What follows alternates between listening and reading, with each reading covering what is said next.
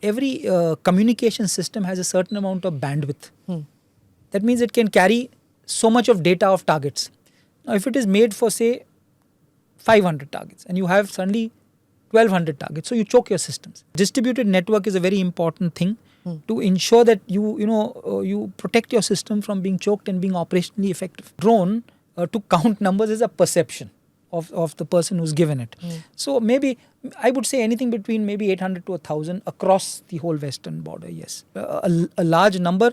And one thing for sure is all the UCAV drones, which actually carried a payload, although their intent was to harm civil population and they were directed towards population centers, we ensured that they did not cause any damage. And I think the proof of the pudding is actually in what we actually saw, that there were no civilian casualties. Every communication system has a certain amount of bandwidth. That means it can carry so much of data of targets. Now, if it is made for, say, 500 targets and you have suddenly 1200 targets, so you choke your systems.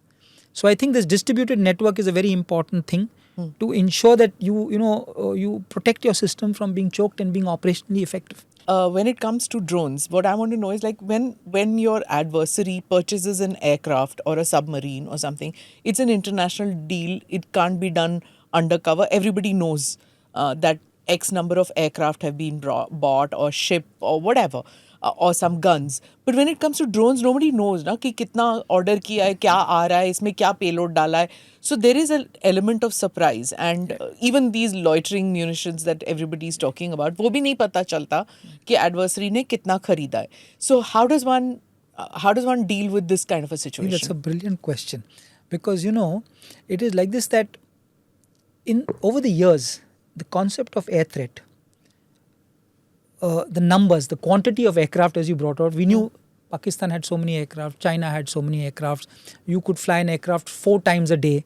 Your pilot to cockpit to aircraft ratio was so much, so you could generate so many sorties per day. So it's on the basis of this that our ammunition calculation was done. That if you have so much of quantitative and qualitative threat, how much do you cater for? But as you brought out, there is no fixed number of drones. So we've got to go back to the drawing board to understand that, how much of logistic stamina that we require for such a new threat. This new threat has actually, you can't have expensive missiles. It doesn't work out that way. It's too expensive. So we've got to have systems in place which, like gun ammunition, which has a greater amount of sustainability over a period of time, because there is no quantity. As you said, you can have 5,000 drones, you can have 10,000, you can have 20,000. Now, that means you have to cater for ammunition. And I think we've got to get back to understand that how do we cater for this ammunition, because it's not quantifiable in numbers. And hence and not only that, first is the amount of ammunition, and secondly is the type of ammunition. Today, if you have you have a particular ammunition which is like a stone. So if you throw a stone at a drone, you might hit it, might not hit it. But if you throw a stone which actually fragments into small pellets or small stones, then you will get maybe 5-6 drones. So the L70 pre-fragmented fuse cartridge is the ammunition that we used in adequate measure here. And this is the future of how to take on threat of drones, is to use pre-fragmented ammunition, so that as it comes close to the target, you're dead sure that if it fragments and it throws out these little splinters, you will hit a drone rather than just throw a stone directly. This PFC rounds, that is required in large numbers. That's what you're saying, sir. Sir, you have the Akash system. You have in the army. You have the Akash. You have the MR-SAM. You have the Iglas. You have the L70s. You have the Zu-23s. You have seen. You are the DG-AD, sir. So, which one of them is the hero of this conflict, sir?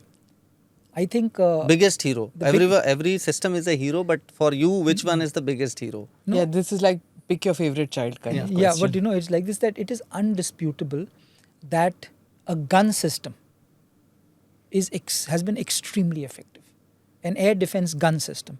And I think that we in the army have to thank my predecessors and the army, that we, unlike other countries which started moving away from guns into the realm of missiles, the Indian army held on to its guns.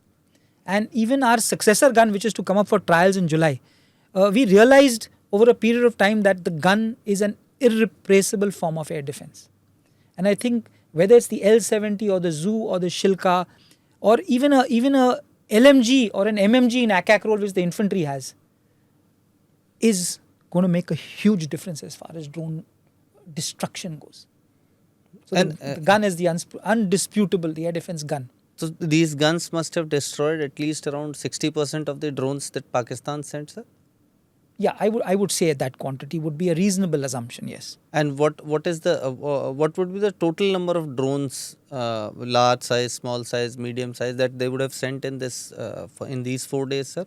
You see, so it is like this, that a drone, to count numbers is a perception of the person who's given it. So maybe I would say anything between maybe 800 to 1,000 across the whole western border, yes. In 4 days. In 4 days, yeah, roughly. And majority of them got destroyed. Yeah, a large number. And one thing for sure is all the UCAV drones, which actually carried a payload, although their intent was to harm civil population and they were directed towards population centers, we ensured that they did not cause any damage. And I think the proof of the pudding is actually in what we actually saw, that there were no civilian casualties. But this is something that we've got to be very, very careful of in the years ahead, because if this is form of conflict, then our civil population areas are as important, if not more, than anybody else at the border.